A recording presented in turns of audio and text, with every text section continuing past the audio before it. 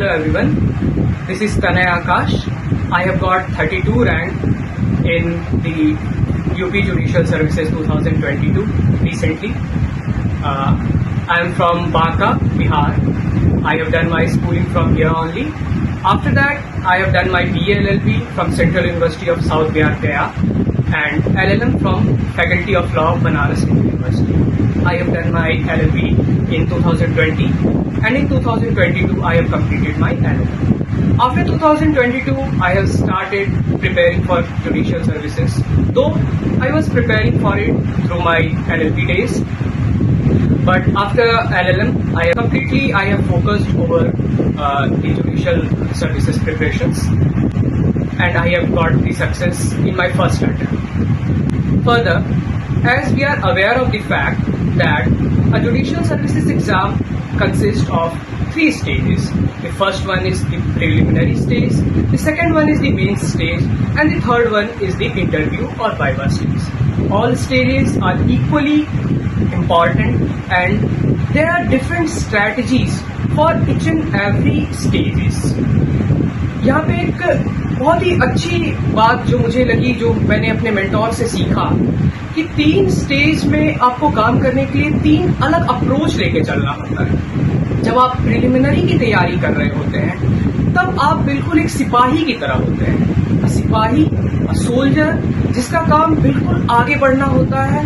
Preliminary की तैयारी करने के लिए एक सिपाही की भांति आप बैरक्स पे फोकस करते हैं, आप प्रीवियस ईयर क्वेश्चंस पे फोकस करते हैं, और बिल्कुल एक आंख बंद करके एक सिपाही की तरह आगे बढ़ते हैं। जब दूसरे स्टेज मेंस में पहुंचते हैं, तब आप एक सेनापति की तरह बिहेव करते हैं। एक सेनापति का काम होता है सारी सेना को साथ लेके एक स्ट्रेटजी की तरह चलना, और तब आप अपने ज्ञान का प्रदर्शन करते हैं। प्रिलिमिनरी में आप ज्ञान का प्रदर्शन ना करते हुए आप पूरी तरह से एक सामने की ओर चलने की कोशिश करते हैं, जबकि मेंस में आपको पूरी स्ट्रेटजी के साथ, आपको अपने राइटिंग्स पे, आपको अपने टाइम मैनेजमेंट पे, आपको अपने क्वालिटी ऑफ क्वेश्चंस पे काम करना होता है। और जब आप तीसरे स्टेज यानी कि वाइवा की तरफ जाते हैं, तो उस समय आपको एक राजा यानी कि किंग की तरह काम करना होता है, क्योंकि आपके ज्ञान का परीक्षण आपके मेंस में हो गया होता है। और एक इंटरव्यू में आपका ओवरऑल पर्सनैलिटी, आप किस तरह से अंदर आते हैं, आप किस तरह से क्वेश्चंस का जवाब देते हैं, आप किस तरह से बिहेव करते हैं, आपकी पर्सनैलिटी कैसी है,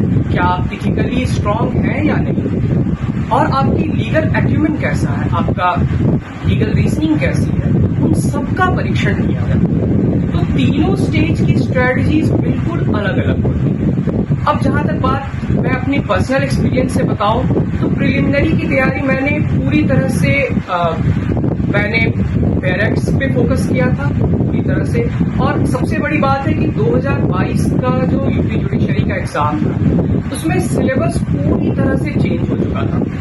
9 माइनर एक्ट्स का इंक्लूजन हो चुका था, लोकल लॉज में चेंज थे, सिलेबस में जो प्री के सब्जेक्ट्स होते हैं जैसे कि ज्यूरिस्प्रूडेंस, इंटरनेशनल ऑर्गेनाइजेशंस, वो मेंस में नहीं लिए जाते हैं। तो थोड़ा सा अंतर जो है प्री और मेंस में आ जाता है। तो मैंने पूरी तरह से प्रिलिमिनरी फोकस्ड बैरक पे किया था। मैंने मेजर सब्जेक्ट्स पे सबसे पहले कमांड किया, इंडेक्स बेस्ड किया।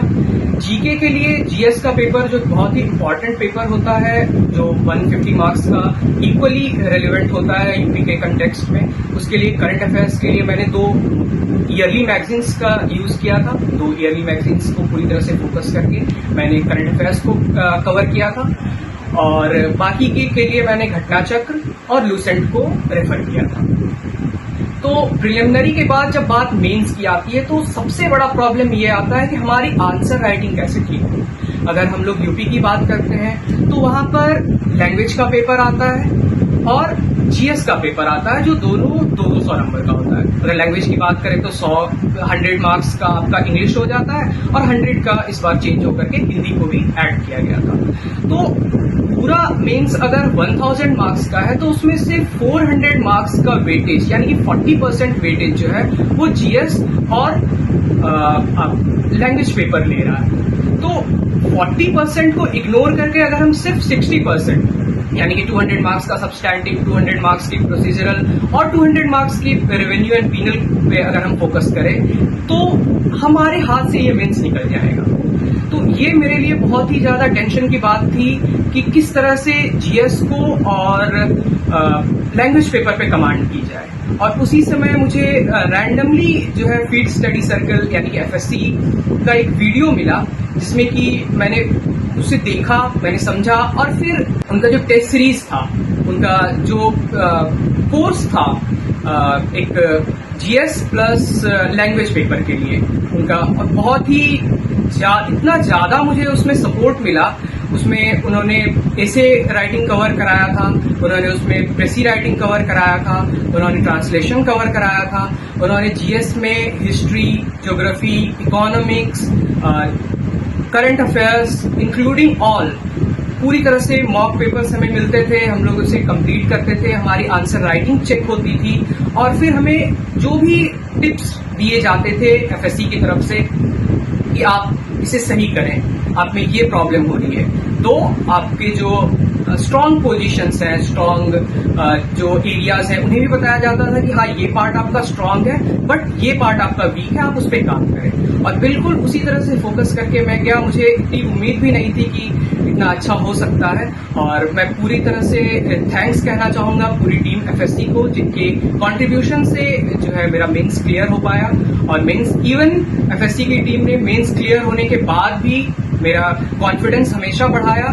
मुझे इंटरव्यू के लिए भी जो है जो एफएससी के अदनान सर हैं उन्होंने मुझे गाइड किया और फिर आगे इंटरव्यू के समय भी उन्होंने हमेशा अपनी गाइडेंस बनाए रखी कि आप इस तरह के टॉपिक्स को कवर करें, आप करंट अफेयर्स के सोशियो लीगल इश्यूज को कवर करें। जैसे कि उन्होंने मुझे एक लिस्ट ऑफ टॉपिक्स प्रोवाइड की थी जिनमें कि यूसीसी था, मणिपुर वाला इंसिडेंट्स की चीजें थी, डाटा प्रोटेक्शन बिल की बातें थी, उसके बाद फिर सेम सेक्स मैरिज या और भी जो सोशियो लीगल इश्यूज पे बातें थी, उन पे जो है एक डिटेल्ड जो है वो टॉपिक्स पे हमारा डिस्कशन भी हुआ और उन्होंने टॉपिक्स के बारे में बताया भी कि आप इसको अगर फोकस करके चलें तो ये सारी टॉपिक्स आपको इंटरव्यू में पूछी जा सकती है। तो इसका बहुत ज्यादा फायदा मिला और फाइनली मैं ये रैंक अचीव कर पाया।